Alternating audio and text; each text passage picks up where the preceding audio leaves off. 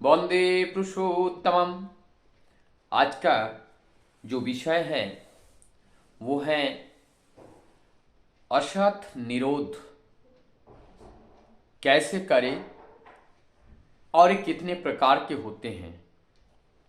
शब्द है यहाँ असत, जो सत नहीं है, यानी कि जो धर्म के पथ पर नहीं है, सत्य के पथ पर नहीं है, नीति और विधि के पथ पर नहीं है। ऐसे कार्यों को कैसे रोका जाए और इस कार्यों को रोककर किस तरह से उन लोगों को सत्य की ओर ले जा पाए। तो इसको निरोध करने का दो रास्ता है। यहाँ पे बोलते हैं एक प्रतिरोधात्मक और एक है आक्रमणात्मक। प्रतिरोधात्मक है और एक आक्रमणात्मक। परमदयाल श्री ठाकुर जी कहते हैं हमारा प्रतिरोध भी कॉर्डियल होना चाहिए।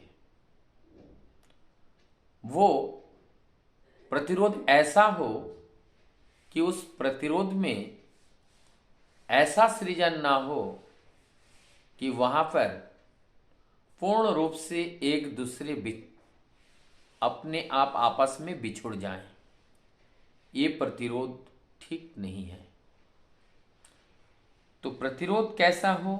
आक्रामक भी हो, आक्रामक भी ना हो। जिस आक्रामक हो लेकिन इसमें जो कॉर्डियल होना चाहिए, चाहे वो प्रतिरोधक और चाहे वो आक्रामक, लेकिन वो कॉर्डियल हो। तो इस भाव को रखकर जब हम उस गलत कार्यों को होने से रोकते हैं, तब एक दूसरे के बीच सामंजस्यता बरकरार रहता है। लेकिन समाज में ये जो प्रतिरोधात्मक हैं, जो प्रतिरोधक हैं, प्रतिरोध किया जाता है गलत कार्य के प्रति। परमदयाल जी ठाकुर जी यहाँ पर जो छोटे छोटे जो गलतियाँ हैं उसको सदैव अपने ऊपर लेकर, अपना उदाहरण देकर, समझाकर उनको अगर बताया जाए तो वो अपने आप को हीन या अपमान बोध नहीं करते हैं। मनुष्य जब किसी बात को, अपने आप को अपमान बोध करते हैं, तभी उनके अंदर एक अहंकार उत्पन्न होती है और उस अहंकार से उन व्यक्ति के प्रति उनके अंदर एक नेगेटिव भावना, एक घृणात्मक भावना उत्पन्न हो जाता है और जिससे कालांतर में एक दूसरे के मनोविरोध और भाव विरोध उत्पन्न होते हैं और जिससे एक दूसरे बिछुड़ जाते हैं। यहाँ पर तो फॉर एग्जाम्पल के तौर पर अगर हम देखें तो अगर कोई पैसा गिन रहा हो, रुपया गिन रहा हो और मुंह से थूक लगा लगा कर गिन रहा है, ये ठीक नहीं है। तो इस चीज़ को अगर हम कंट्रोल करना चाहें तो क्या बताना पड़ेगा? हम उनसे आक्रामक दृष्टि से अगर कहें तो वो हमें ऊपर क्रोधित होकर वो हमसे दूर चला जाएगा। तो वहाँ पर ऐसे बताना है कि दादा, पहले पैसा मैं भी इस तरीके का ही गिनता था, थूक लगा लगा कर। जब एक दिन मैंने एक जगह पढ़ा या किसी ने हमें कहा कि दादा आप ऐसे कर तो रहे हो, यदि कोई ऐसा जीवाणु इस रुपए में लगा हुआ हो या बैक्टीरिया और आप अंगुली में थूक लगा लगा करके इसको गिन रहे हो, तो ये आपके मुंह के अंदर अगर चला जाए तो आप भी उसी जो बैक्टीरिया या वायरस हैं, उसी जीवाणु के शिकार आप हो जाएंगे और आप बीमार पड़ जाएंगे। तो ऐसा करना ठीक नहीं है। मैंने इस बात को बड़े ध्यान से सुना और समझा, मुझे बात ठीक लगा। तब से दादा मैं कभी भी इस तरह से पैसा नहीं गिनता हूँ।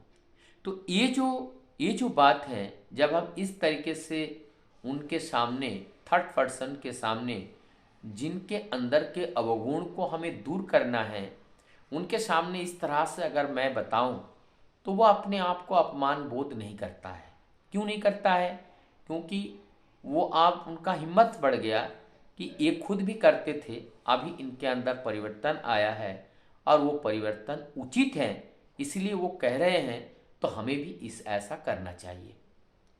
तो ये सहज उपाय हैं। इस सहज उपाय को, इस सहज व्यवस्था को सब हर समय अपने आप को, जब हम खुद बोले तो अपने को नीचा रखना चाहिए और हमारे जो सामने वाले हैं उनको ऊंचे स्थान पे बिठाना चाहिए।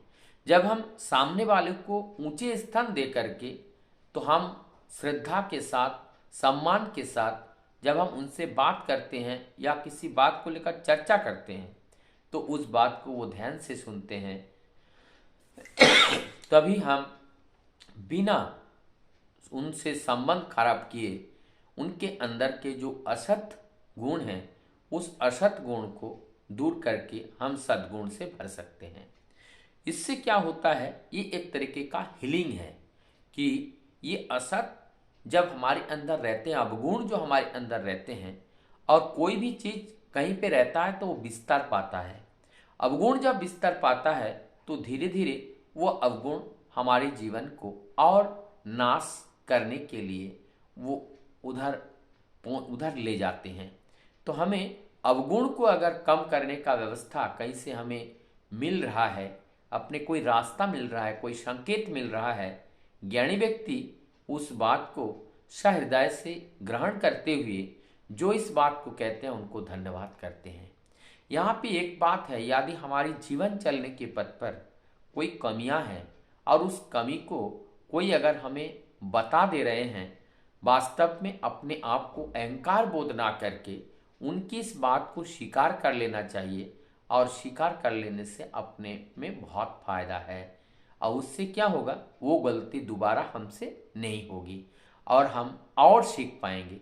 तो अगर हमारे मन में सीखने का या जानने का अगर आकुति है, इच्छा है, तो अहंकार शून्य होकर कोई अगर ऐसी बातें करते हैं, उसको स्वीकारते हुए उनके पास जानने की इच्छा अगर हम रखते हैं, तो हम और भी अनेकों बात हम सीख पाते हैं। चाहे हमारे विद्यार्थी जीवन में हो, चाहे हमारे सामाजिक जीवन में हो, चाहे हम किसी भी स्तर पे कितना से कितने ऊंचे स्थान को प्राप्त तो क्यों ना कर लिया हो, लेकिन हर समय हम एक सुग्राही की तरह, एक श्रोता की तरह, एक विद्यार्थी की तरह, एक शिक्षार्थी की तरह ज्ञान को अगर हम सहजता के साथ ग्रहण करें, प्रार्थी बनकर और श्रद्धा के साथ, तो निरंतर हमारी ज्ञान वर्धनशीला होकर आगे बढ़ता है। उससे हमारी जीवन की अंधकार दूर होती हैं और अंधकार दूर होकर के वास्तवता की दर्शन होती हैं। और वही वास्तव दर्शन के लिए ही ये मनुष्य तनु हमें मिला है। और उनको पाकर वास्तविकता का दर्शन करने के लिए हमें अपने आप को विद्यार्थी बन के रहना पड़ेगा। और कोई अगर हमारी गलतियां को पकड़वा दे तो उनको गुरु मानकर चलना पड़ेगा। यही जीवन पथ पर आगे बढ़ने का एक बहुत बड़ा अचूक मंत्र है। वंदे पुरुषोत्तम।